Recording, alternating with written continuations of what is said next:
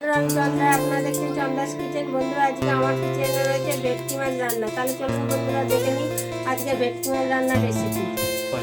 কড়া গরম হয়ে গেছে, আমি এখন কড়াতে সর্ষের তেল দিয়ে নেবো। এখানে আমি ভেটকি মাছটাকে কেটে দিয়ে নুন হলুদ মাখিয়ে নিয়েছি। সাইজটা দেখে নেবেন একটু। এই তো তেল গরম হয়ে গেছে, এবার আমি মাছ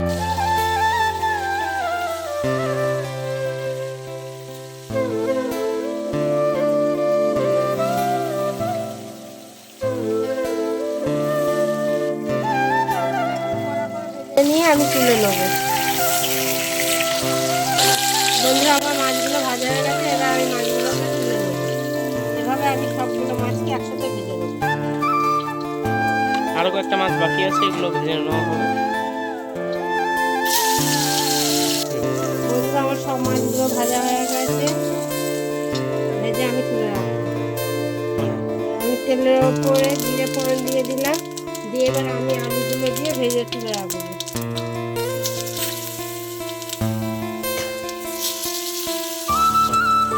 এখানে আমি 2 চামচ হলুদ নেব,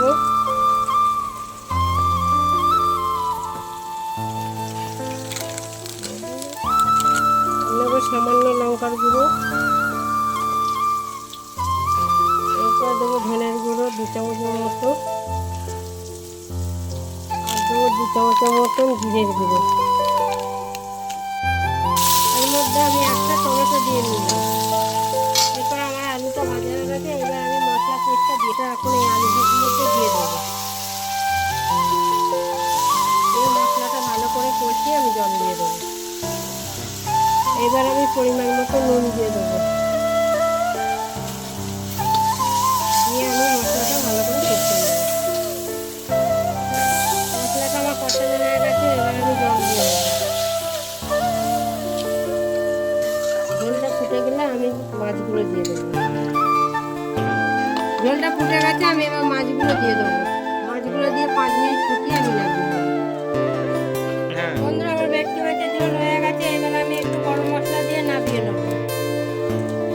সানরাইজ শাহি গরম মশলা, শাহি গরম মশলা দিয়ে নামিয়ে নিলাম।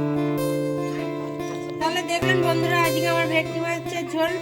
আপনারা একবার হলো এইভাবে করে খেয়ে দেখতে পারেন। আশা করি ভালো লাগবে। ভালো লাগলে লাইক, শেয়ার, কমেন্ট করে ধন্যবাদ।